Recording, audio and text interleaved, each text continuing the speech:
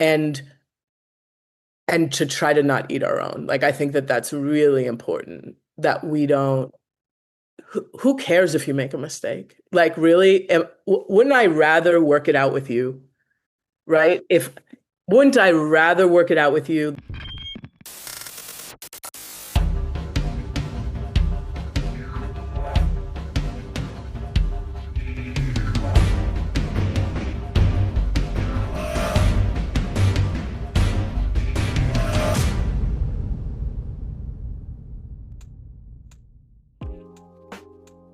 Hey there, my anti-capitalist cuties. It's your favorite rich queer auntie Tiffany Kogure-Mogo returning with another episode of What Is This Hot Mess? A podcast that chills with fire feminists from across the globe to have conversations about the fact that the world is hot trash right now. This week, we are diving into our theme, which is a spin-off of the age-old hip-hop idiom, more money, more problems. You know, in this capitalist world, we cannot have the big conversations without bringing up the cha-ching, the dinero, the moolah, the dollar, the shilling, or the yen. Okay, so now I'm just clearly naming currencies, but you know what I mean. This is a vibe that I am calling the coins cluster, where we are getting into the finances of feminism, y'all.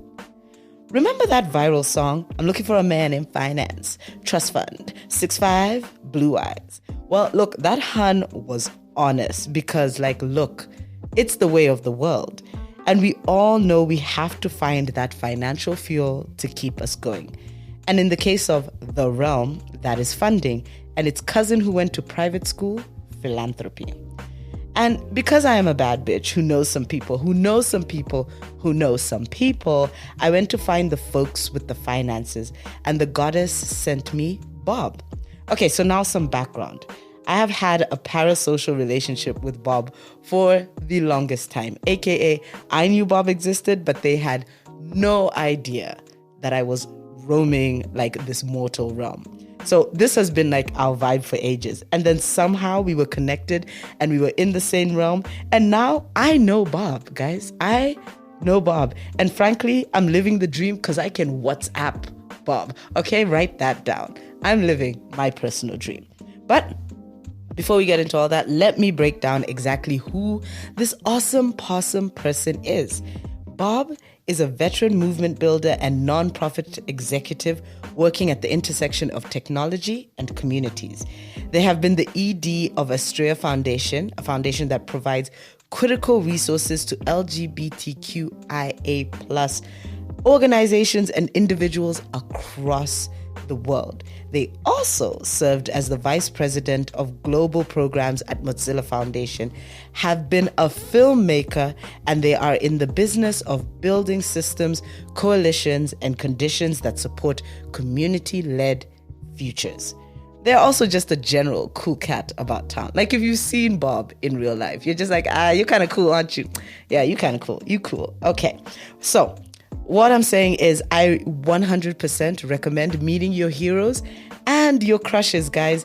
10 out of 10 would recommend. Bob is such a vibe. So to kick off, I asked how they ended up in the rooms with the monies that moved around.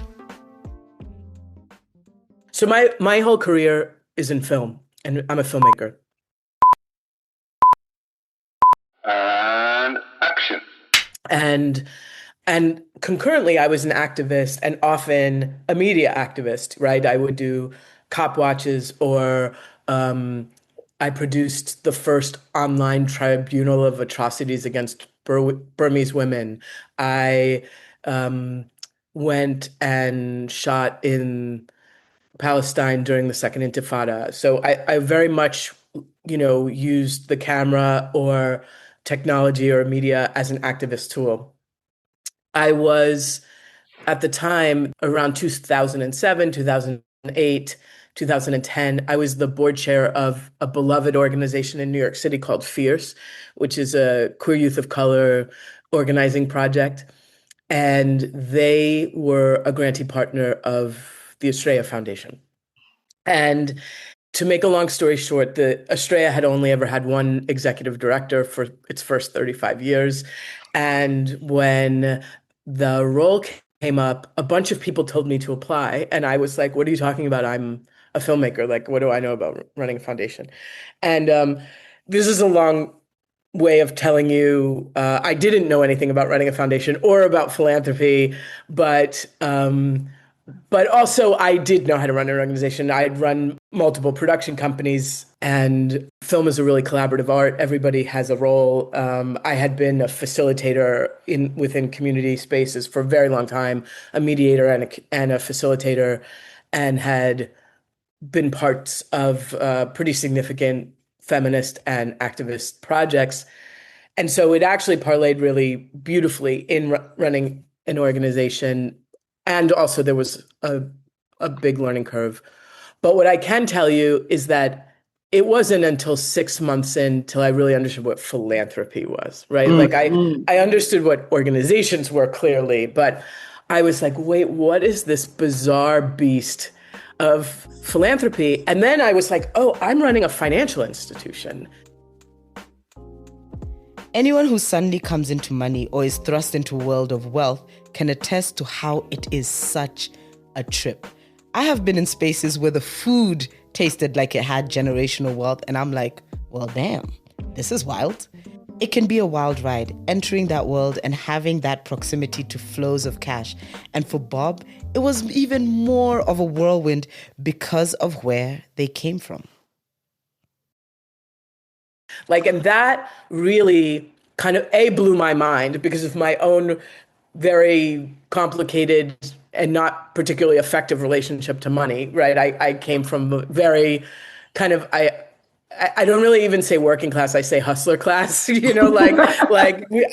was like off grid for most of my, like I didn't even have a proper bank account for much of my younger years. And but what I really understood is, and in the spirit certainly of Astraea, like what it meant to be running an activist financial institution.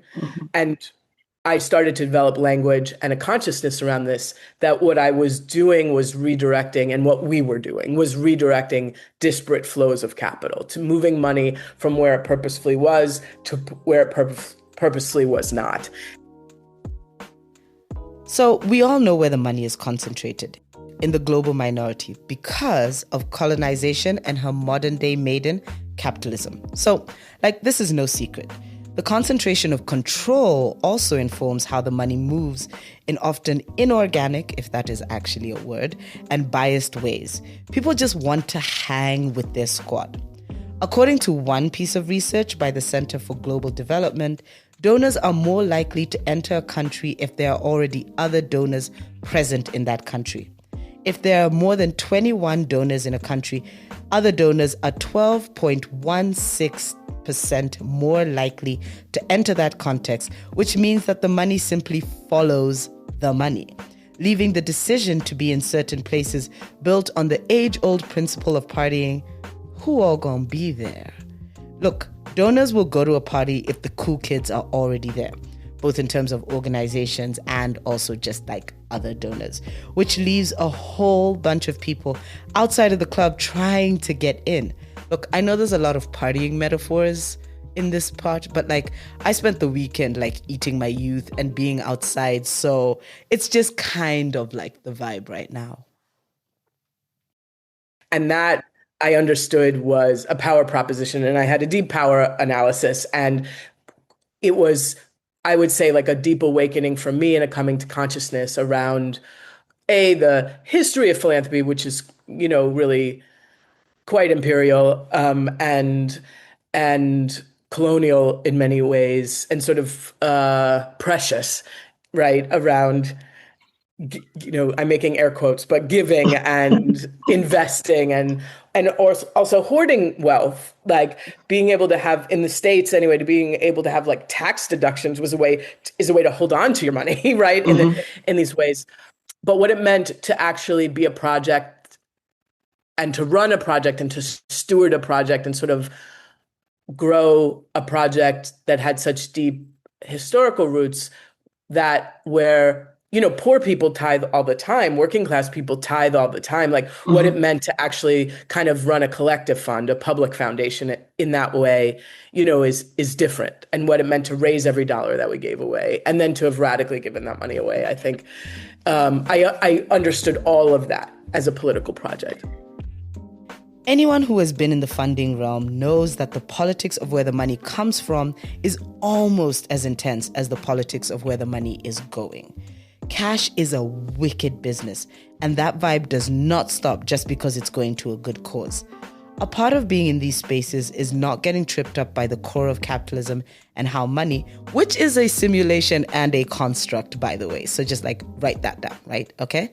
But like not getting caught up in how money moves and shapes the world we live in distorted ways.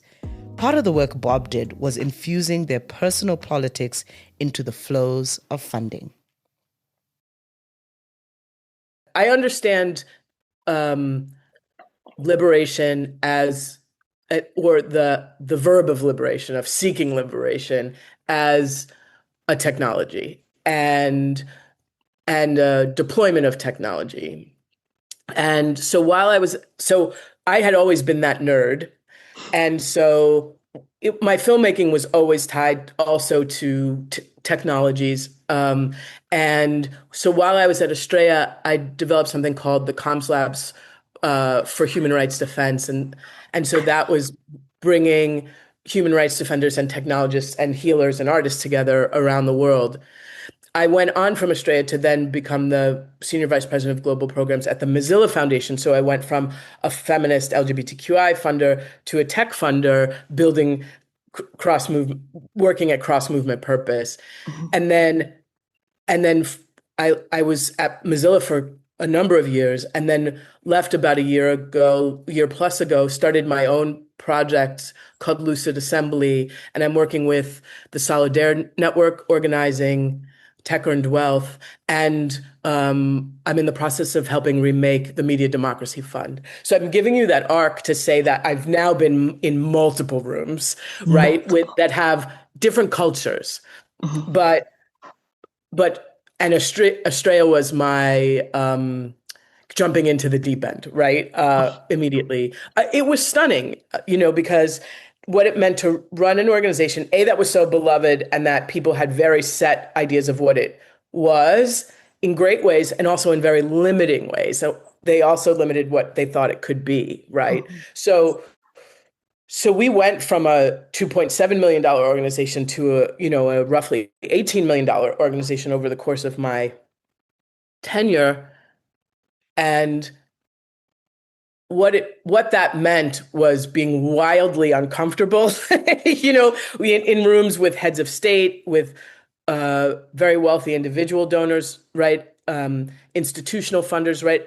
And also to bring a bank of creativity to that, to imagine well beyond any imposed limitation on who we should be, and sometimes self-imposed limitation, right? And so I had to be stretched in many ways that I am very grateful for, even if at times it was really difficult, right? And have gone on to continue to get stretched, and right, but also to push, right? So it was both. Like it was a provocative situation for me to be in, and in wildly different rooms, right? I could be in like the most radical lesbian separatist room in Latin America, or I could be at the G7, and I needed to have credibility in all of those spaces, right? And I think, and for the most part, I think I was successful in that. And I think, but that's, I think, because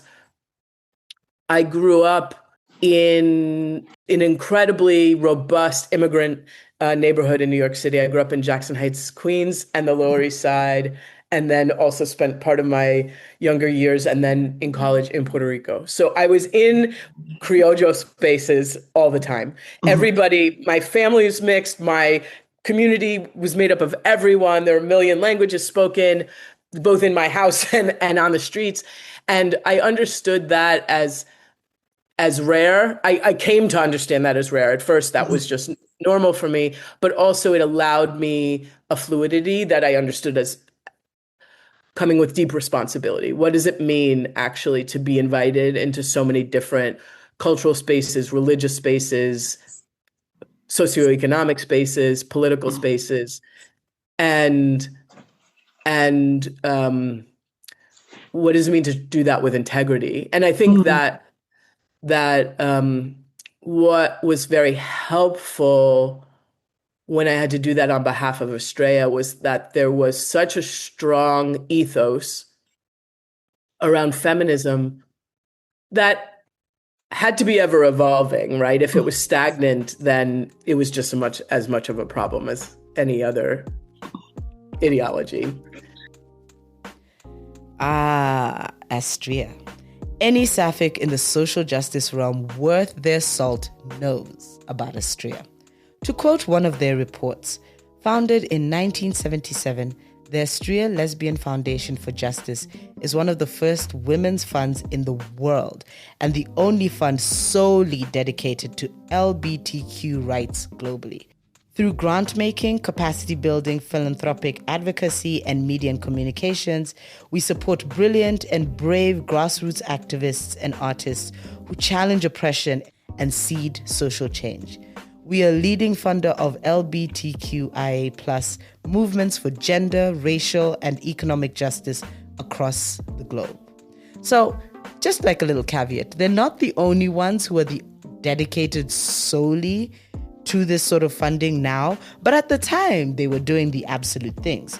And since its inception, Astraea has gone on to fund and support work around the globe, expanding the possibilities for those whose work it has supported.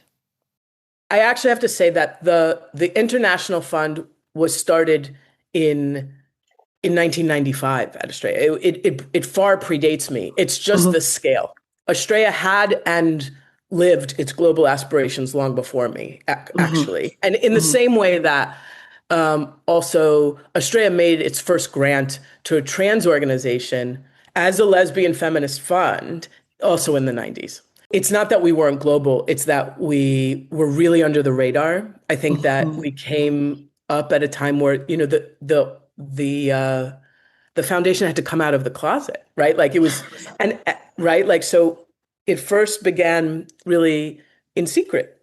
And that was indicative of the time, right? Like that isn't a flaw of leadership. That's about what the political context was, right? And so, you know, I became ED in 2011. So we walked into the Obama years, you know, it was a really different time. That said, I'm not also going to not take credit for what we did. You know, like I was hired to bring us into another generation of leadership, of programming, of communications, of movement building. And I think it looked really different in that era.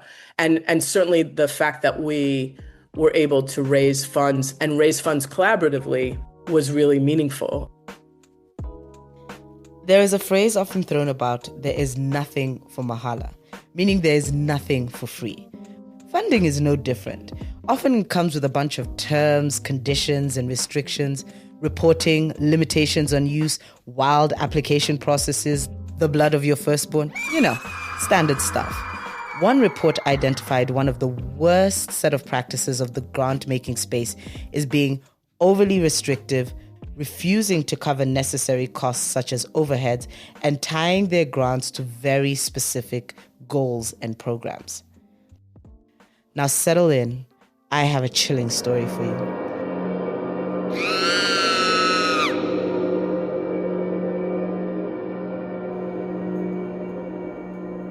It was 2026 and a girl found herself at a conference in need of a stiff one. I needed a stiff drink. Now, get your mind out of the gutter. Anyway, a girl was in need of a stiff one. It had been a long day.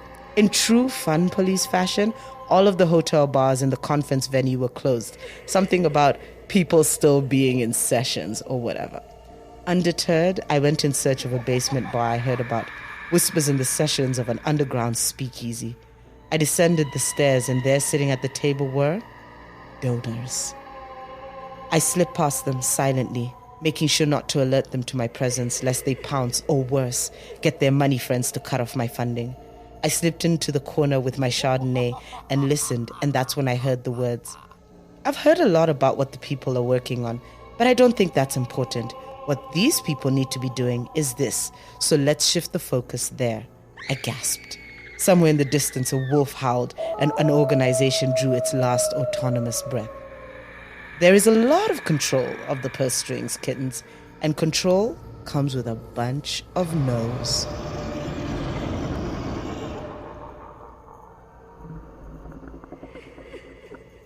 I was very shocked, like when I first stepped into like formal nonprofit space, how many no's there were. You know, in film, the answer is always yes. You just figure out how to make it happen. And I understand that when you're working, it's in a life or death situation, it's very easy to want to be more conservative, ironically, because you don't want to cause harm.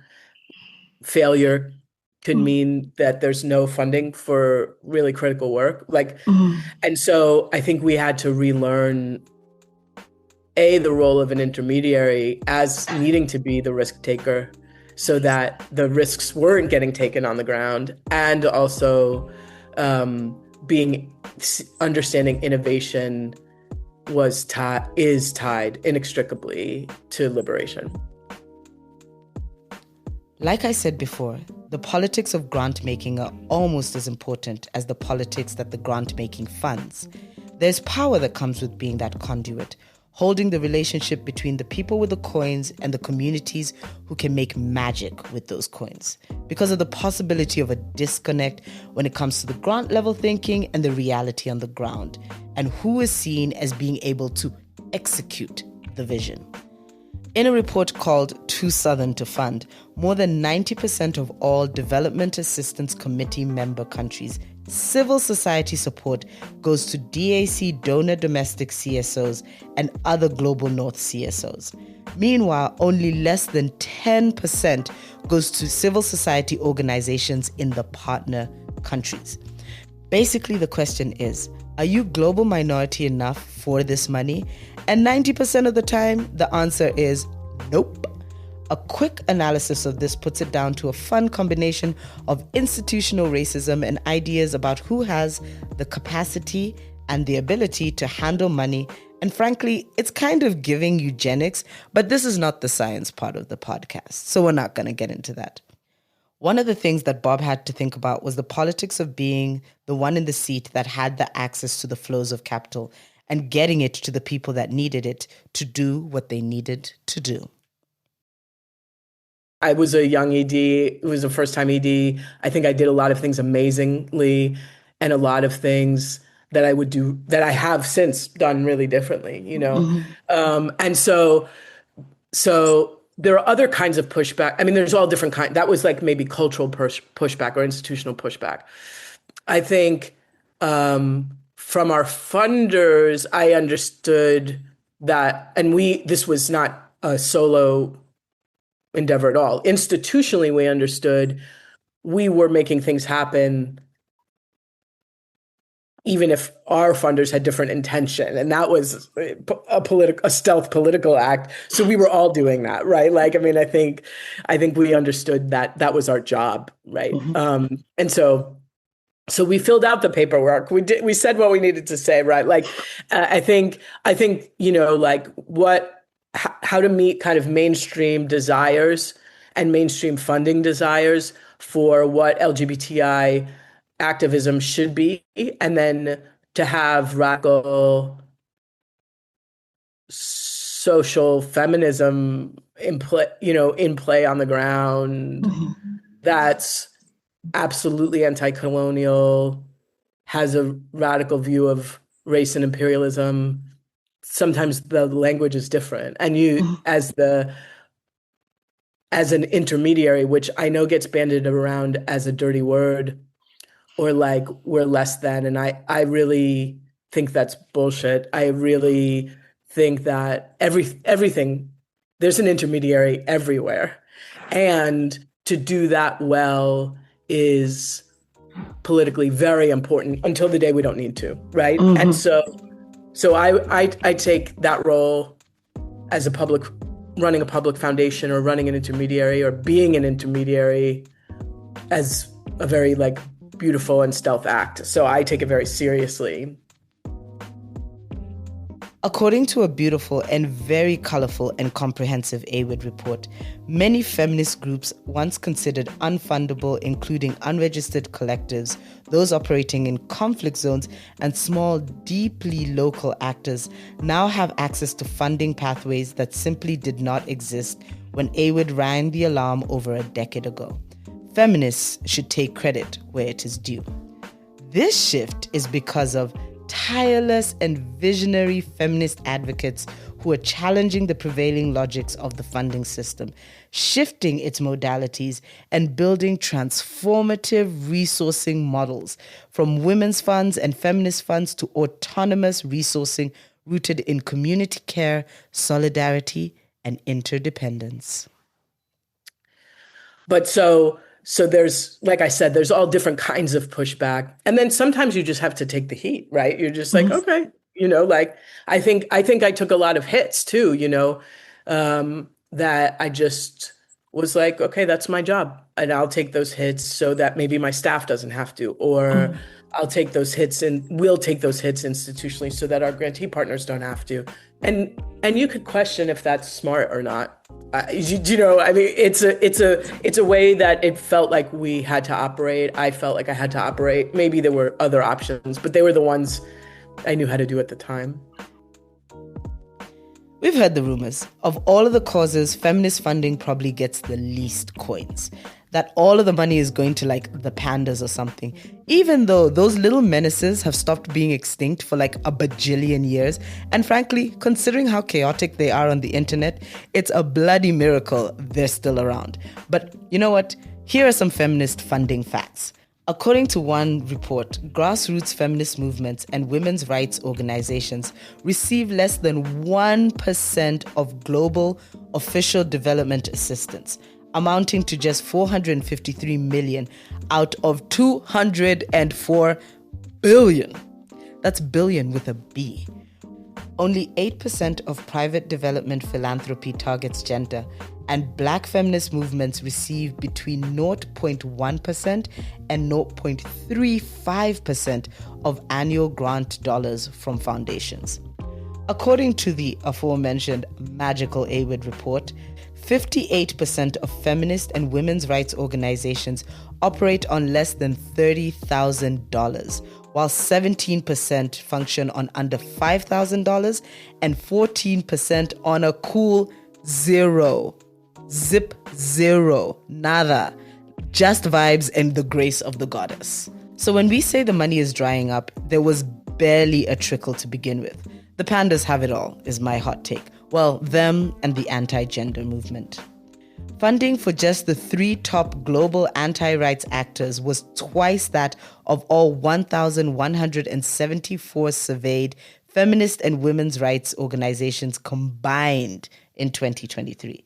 It's actually just hot capitalist trash at this moment. So, of course, I had to ask about feminist funding.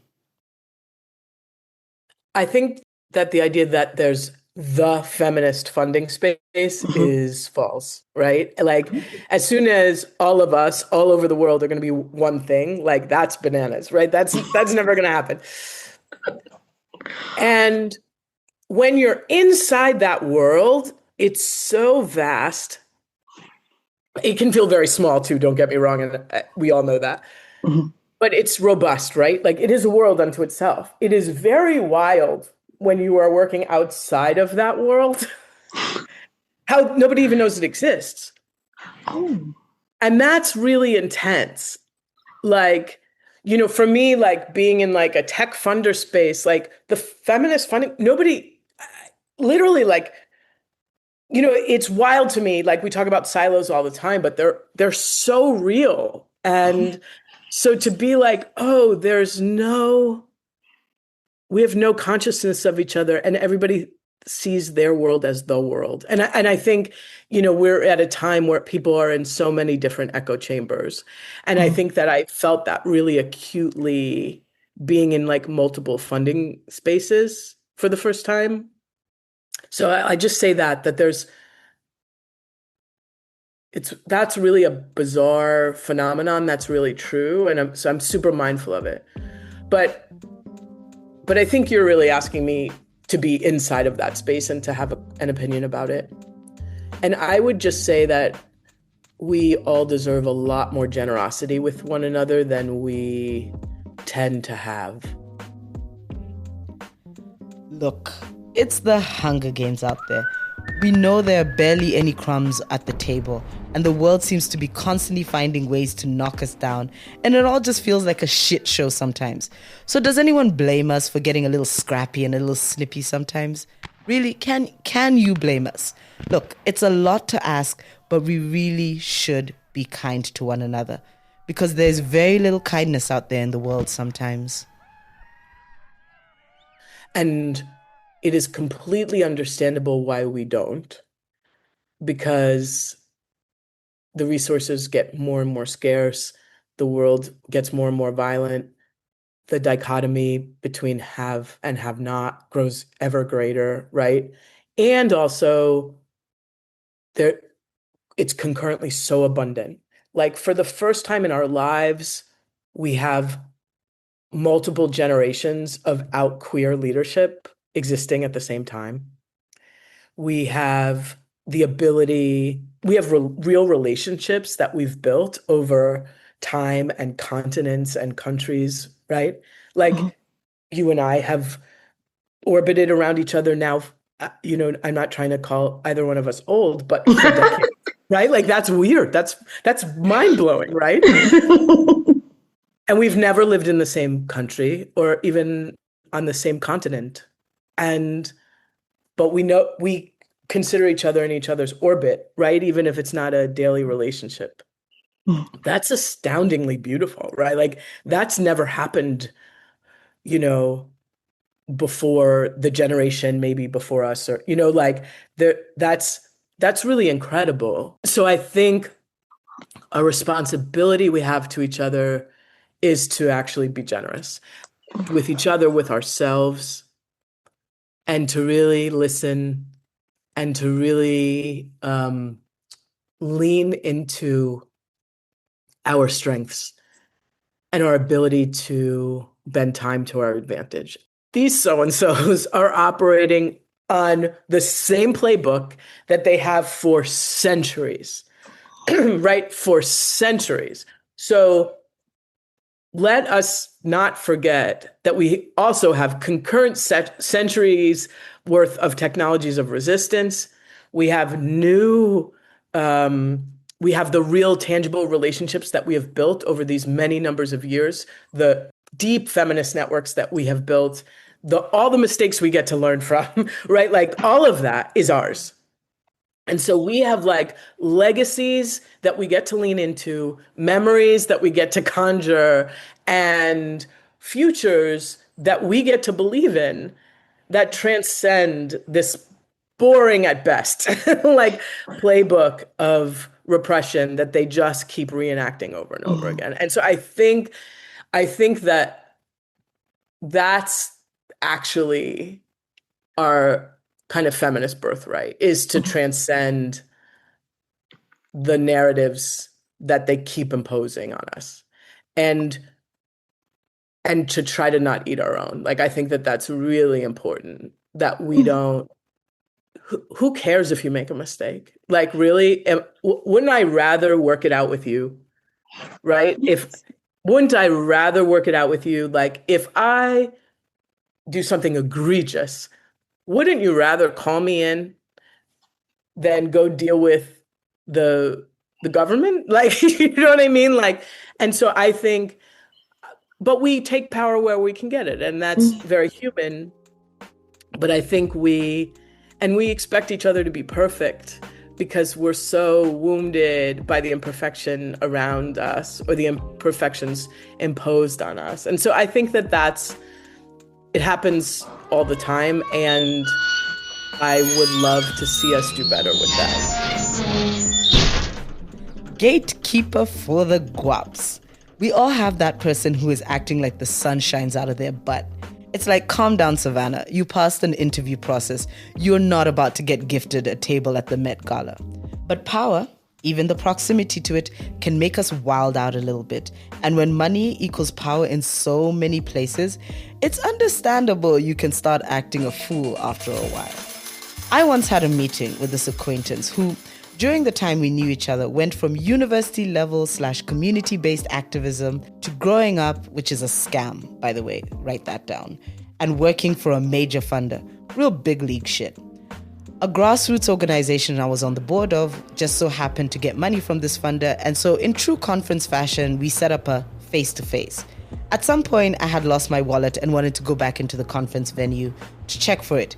She told me I was wasting her time and we needed to go, and then proceeded to, wait for it, snap her fingers at me to hurry up. Woo! Lord, walk with me. Oh, just walk with me. That interaction was 2 seconds away from turning into a Netflix true crime documentary entitled Activated, dealing out some social justice. I was like, girl, are you lost? But anyway, fast forward, it's been like 9 years. We still have beef. Granted, over something entirely different, but like the story still stands.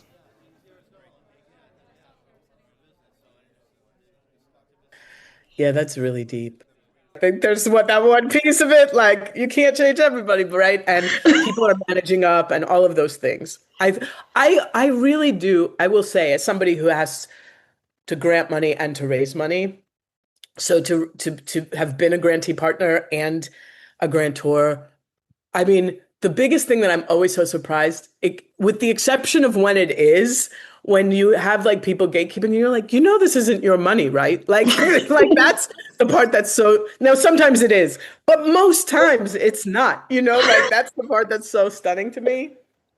We have to commit to being in honest relationships with each other, right? And that means if you're like, I work at an institution that's going to invest in this community or this idea or this geography, and we are going to make those decisions on our own, then you know who you're dealing with. And if you fall into our strategy, you do. And if you don't, you don't. And I work at an institution that supposedly cares about these things, and my fears live in XYZ place because I have to succeed. And institutionally, this is what success means for us, which is likely radically different than what success means on the ground, right? But if I can be honest with you, and then you can, but then also you have to be honest with me, and I'm calling for honesty that perhaps precludes any of that trust that's required being built, right?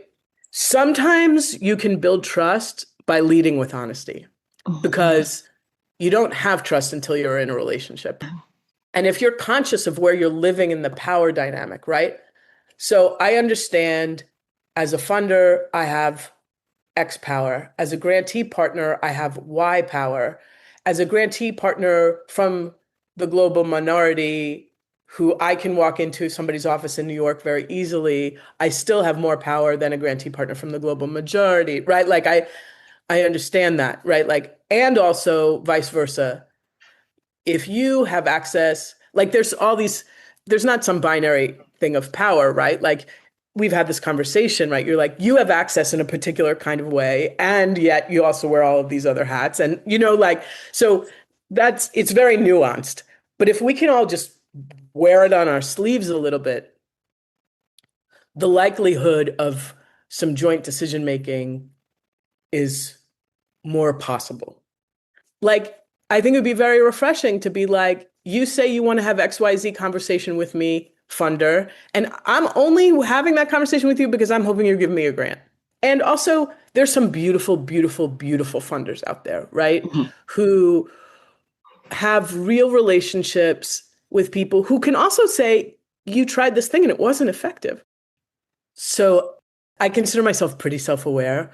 And I think that part of my sense of my personality has like a little bit of a cynic in it, right? Like, and I think I lean into that, whether that's like as a New Yorker or right, or what, right? Like there's some way that like my sense of humor, like I always understood it to be like a little bit edgy, whatever.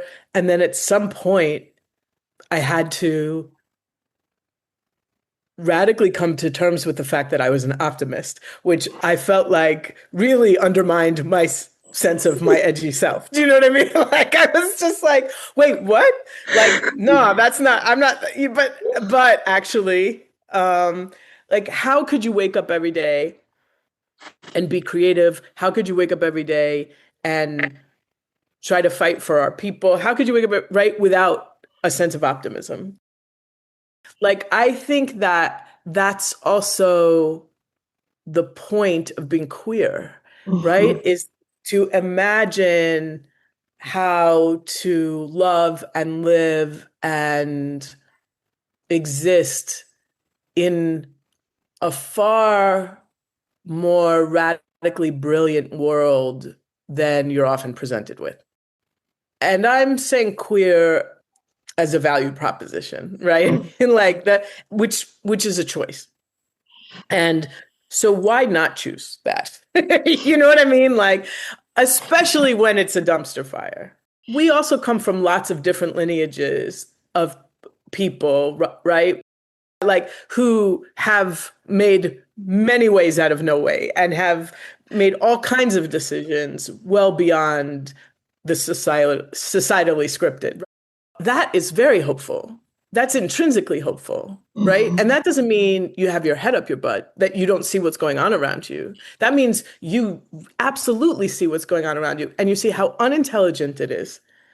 And you do better and think better and know better and live better and love better.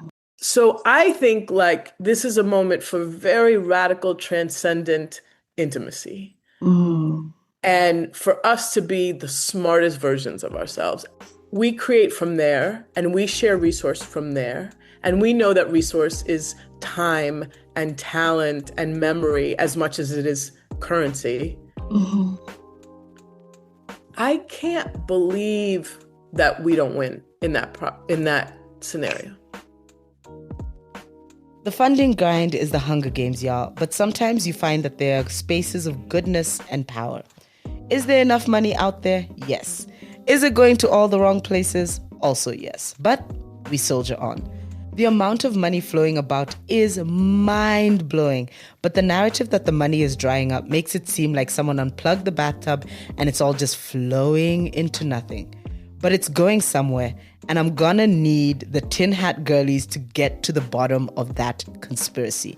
And I'm going to need the hot girlies to marry rich and start foundations from their man's money to fund the feminist movement. Speaking of feminist philanthropy, in the next episode, we sit with the money, as it were, and chat to philanthropist and inheritor Issei Bosch, because you know the podcast gotta have some range. Make sure you check out all of the links in the show notes, because you know what? We are here not just for a fun time, but an intellectually stimulating time. Have to stroke that frontal lobe, y'all. Shout out to the Global Unit for Feminism and Gender Democracy of the Heinrich-Böll Foundation that is hosting this podcast, and my mix and mastering team, Ray and Sheldon, for that post-apocalyptic production. Thank you also to Cameron Don't Piss Me Off Smith for your dope research and making me look like I have Wikipedia levels of facts living inside me. Till the next episode, donate to your local shelter. Teach dogs to rob banks for community initiatives, or start an OnlyFans to support the feminist grassroots movement.